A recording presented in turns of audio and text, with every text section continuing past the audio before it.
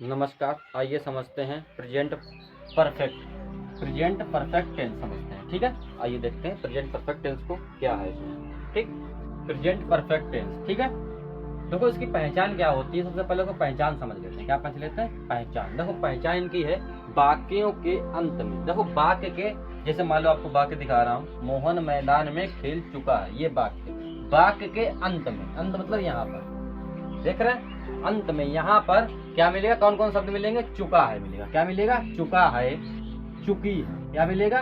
चुकी है या चुके हैं, कामा लिया है या दिया।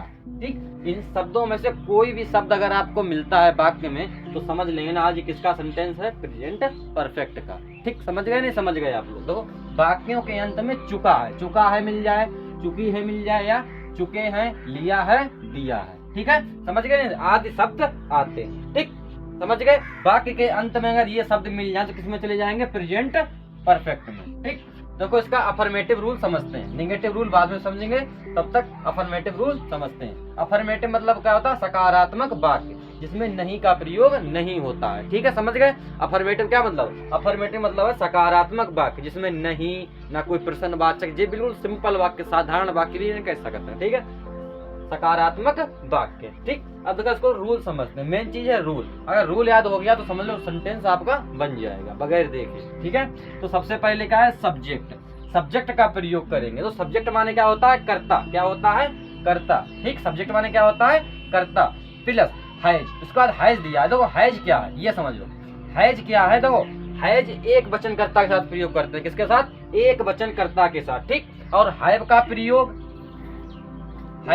कब करते हैं? बहुवचन कर्ता के साथ।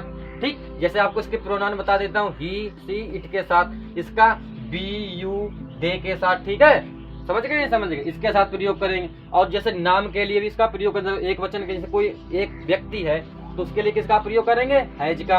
अगर बहुत ज्यादा व्यक्तियों की बात हो रही तो किसका प्रयोग करेंगे? हैव का। ठीक, समझ गए आप लोग? आगे देखते हैं। प्लस वर्ब की थर्ड फॉर्म। वर्ब की कौन सी फॉर्म लगेगी? थर्ड। वर्ब मतलब क्या होता है? क्रिया। क्या होता है? क्रिया। वर्ब माने क्या होता है? क्रिया। वर्ब की थर्ड फॉर्म। देखो फर्स्ट, सेकंड, थर्ड, तीन फॉर्में होती हैं। ठीक है, इसमें कौन सा प्रयोग करी गई? Third form. देखो पिछले सेंटेंसों में हमने पढ़ा कि फर्स्ट फॉर्म का प्रयोग करते हैं, पर इसमें कुछ चेंज है। ठीक है, इसमें वर्ब की थर्ड फॉर्म लगेगी। ठीक, ध्यान रखते हैं। आगे बढ़ते हैं। ऑब्जेक्ट। उसके बाद क्या दिया है? ऑब्जेक्ट। ऑब्जेक्ट माने होता है कर्म। क्या होता है? कर्म। देखो ऑब्जेक्ट मतलब जो आपका कर्म हुआ है, काम, कौन सा काम हुआ उसको लिखना होता है। ठीक है, अब देखो सेंटेंस बनाते हैं, उसको रच करके समझते हैं। देखो मोहन मैदान में खेल चुका है, ये सेंटेंस दिया गया या नहीं दिया गया? देखते हैं। सबसे पहले देखो रूल के हिसाब से बिल्कुल चलेंगे। रूल के हिसाब से सबसे पहले क्या है? सब्जेक्ट है कि नहीं, तो सब्जेक्ट का प्रयोग करो भाई। सब्जेक्ट मतलब क्या है? कर्ता। यानी कर्ता इसमें कौन है? काम कौन कर रहा है? राम मोहन कर रहा है, मोहन। तो सबसे पहले मोहन की स्पेलिंग लगा दी हमने। ठीक, प्लस हैज। आप लिख है में से कौन सा प्रयोग करी? देखो भाई हैज का प्रयोग क्यों करेंगे? क्योंकि ये एक वचन है। देखो एक वचन है, मोहन, मोहन एक ही तो है, इसके लिए हमने हैज का प्रयोग किया। हैव का प्रयोग क्यों नहीं किया?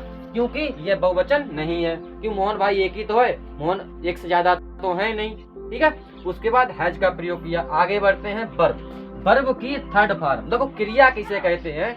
जिसमें आपके हाथ पैर चले। मैं कई बार ये बात कह चुका हूँ, क्रिया उसे कहते हैं जिसमें आपके हाथ पैर चले। देखो खेलने में भाई हाथ पैर चल रहे हैं, चल रहे नहीं चल रहे? अच्छा बताओ, मैदान में हाथ पैर चलते हैं? मैदान तो खाली जगह पड़ी होगी, इसमें हाथ पैर थोड़ी चल रहे हैं। अगर आप खेलोगे तो खेल में ही तो हाथ पैर चल रहे हैं। तो ठीक है, तो खेलने की क्या होगी? प्लेड।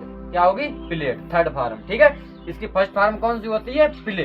कौन सी होती है? प्ले। पर इसकी थर्ड फॉर्म कौन सी है? प्लेड। ठीक, वर्ब की थर्ड फॉर्म का भी हमने प्रयोग कर दिया। देखो सबसे पहले सब्जेक्ट का प्रयोग किया, हैज, आप लिख है से हैज का प्रयोग किया क्योंकि यह एक वचन है। उसके बाद वर्ब की थर्ड फॉर्म भी लगा दी। उसके बाद क्या दिया गया है? ऑब्जेक्ट। ऑब्जेक्ट मतलब क्या होता है? कर्म। यानी ये कहाँ खेल रहा है? कहाँ खेल रहा है? मैदान में। तो इन दा लगता, तो इन नहीं लगाया, इन द फील्ड। ठीक, समझ गए? नहीं समझ गए? मिलते हैं नेक्स्ट वीडियो में, तब तक के लिए जय हिंद।